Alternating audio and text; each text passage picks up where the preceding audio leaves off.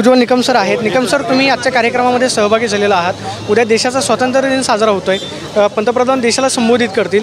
विकसित राष्ट्र म्हणून भारताकडे तुम्ही कसं पाहता? विकसित आपण हे बघितलं पाहिजे की गेल्या काही वर्षापासून भारत हा विकसित राष्ट्र झाला आहे यात शंका नाही। आपल्या देशाचे पंतप्रधान नरेंद्रजी मोदी यांच्या कुशल पुढाकारामुळे आज सगळे देश आणि मेक इन इंडिया जे शस्त्र आमच्याकडे आहेत त्या दृष्टिकोनातून आज देशाकडे एक वेगळ्या नजरेने बघितलं जातं। परंतु त्याचबरोबर धीरजजींनी आज पुण्याला जे एक अनोखी सभा आयोजित केली, विशेषतः विभाजन विभीषिका म्हणजे 14 ऑगस्ट हा दिवस देखील आम्ही विसरू शकत नाही। प्रत्येक भारतीयाला स्वातंत्र्याचा दिवस आठवतो, पण या स्वातंत्र्याची किंमत आमच्या लोकांनी काय मोजली आहे, चुकवली आहे, त्याची देखील आठवण प्रत्येक भारतीयाला राहावी त्या दृष्टिकोनातून हा विभाजन विभीषिकाचा कार्यक्रम आयोजित होता।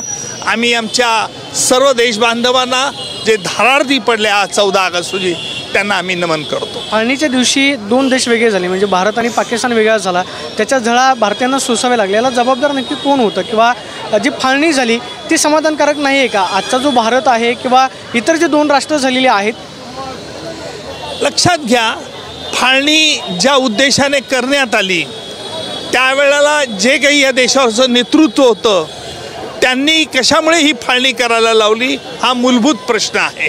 परंतु लोकसंख्या हा जर आधार घ्यायला लागलो तर आपल्या देशामध्ये प्रत्येक राज्य आहे, राज्यामध्ये विभिन्न जातीचे धर्माचे लोक आहेत आणि म्हणून हा फक्त आधार होऊ शकत नाही, उलट त्याच्यामुळे कटुता जास्त वाढली आणि ही फाळणी टाळता आलीच ती दुर्दैवाने तसं घडलं नाही।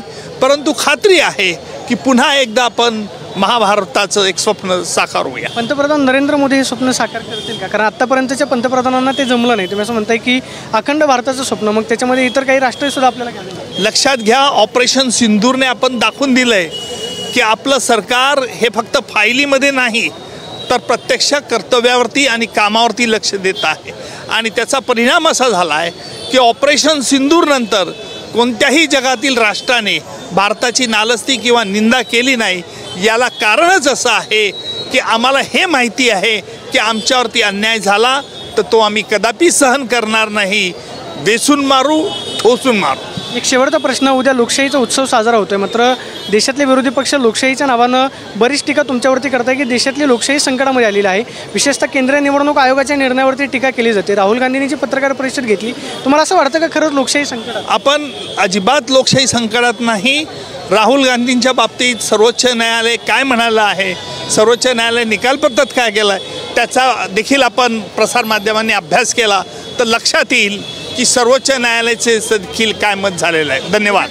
खरं तर आपण पाहतोय की राहुल गांधी यांच्या बाबतीमध्ये सर्वोच्च न्यायालयात सुद्धा काय मत झालेलं आहे आपण पाहिल्याची प्रतिक्रिया उज्ज्वल निकमांनी दिल्यात। पाहिले होते camera person Nagesh Sonu, Pradeep Kapse, TV9 Marathi, Pune.